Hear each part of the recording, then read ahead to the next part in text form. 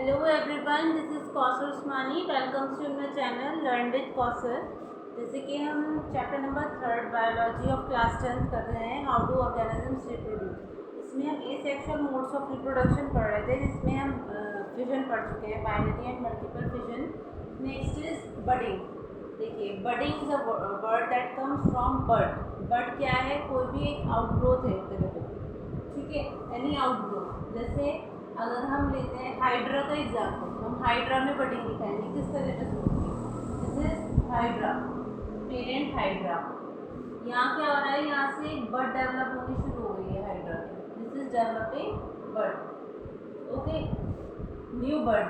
अब ये पूरी तरीके से यहाँ से सेपरेट होने वाली है, तो यहाँ से ज्वाइंट हो गई है। This is new bud and after 4 point this will divide and new hydra will form. तो देखिए, पेरेंट हाइड्रा से एक न्यू हाइड्रा यहाँ पर फॉर्म हो गया है। This is budding, means formation of new organisms with the help of bud formation, और with the help of bud कह सकते हैं।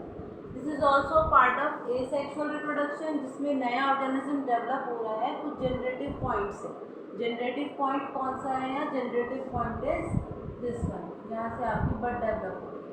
ओके, पेरेंट ऑर्गेनिज्म से एक जनरेटिव पॉइंट निकलता है, जिसे हम जहाँ से बर्ड अराइज होती है, और वो बर्ड आपकी कन्वर्ट हो जाती है एक नए organism. Okay, next is vegetative reproduction. This is also a part of asexual reproduction, formation of new organisms from the vegetative part of plant. Vegetative part आपका कोई भी हो सकता है, स्टेम, रूट, कोई भी हिस्सा आ सकता है इसमें। This is vegetative reproduction. New plant develop from fragments or vegetative part of parent plant. तो आपका प्लांट का कोई भी एक फ्रैगमेंट ले सकते हैं, टुकड़ा ले सकते हैं, या कोई भी एक पार्ट ले सकते हैं, जिससे नया प्लांट आपका डेवलप हो जाएगा। इसमें नो मिक्सिंग ऑफ डीएनए, यहाँ पर डीएनए की मिक्सिंग नहीं होगी। जो ऑर्गेनिज्म बन रहा है वो एग्जैक्ट कॉपी होगी पेरेंट की। ओके, एग्जाम्पल ले लीजिए। इसमें वेजिटेटिव रिप्रोडक्शन भी आप जब आगे क्लासेस में पढ़ोगे, बहुत सारे पार्ट्स में डिवाइड कर दी गई है, जैसे कि grafting, layering, cutting, tuber, tissue culture etcetera. Okay, तो अब देखिए, इसमें we have taken 2 kinds of plants. हमने 2 तरीके के प्लांट लिए। एक का तो stem area, this is stem portion, and this is next plant जहाँ की हमने रूट ली है। ओके, हमने इसको इस एंगल पर कट किया है, इस एंगल पर हमने इसे कट किया है, इसको भी यहाँ से कट किया है। इसको हमने स्काइन बोला है, ऐसे ये स्टेम पार्ट है, स्टॉक बोला है ऐसे। अब हमें इसको क्या करना है? इसको हमें बाइंडिंग करनी है। ओके, बाइंडिंग क्यों कर रहे हैं? क्योंकि ये हमें एक 2 प्लांट का एक मिक्सचर तैयार करना है। जैसे कि हम रोजेज अलग अलग कलर के रोजेज देखते हैं ना, तो उसमें ये प्रोसेस बहुत ज़्यादा लगता है, ग्राफ्टिंग प्रोसेस।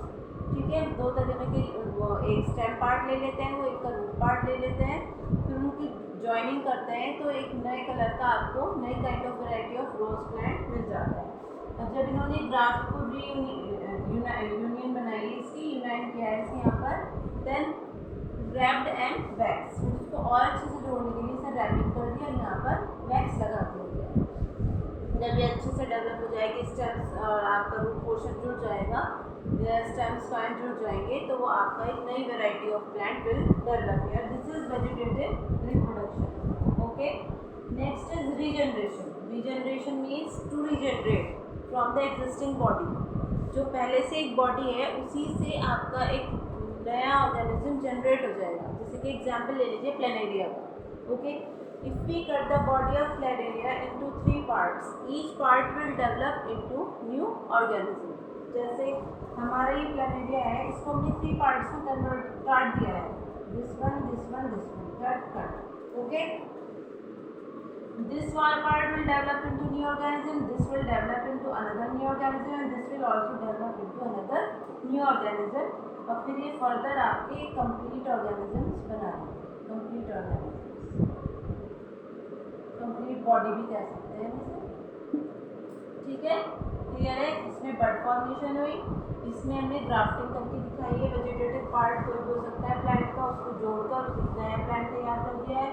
रीजनरेशन में क्या हो रहा है? आपकी पेरेंट बॉडी ही कट करके एक नया ऑर्गेनिज्म अपनी ही बॉडी से बना देती है।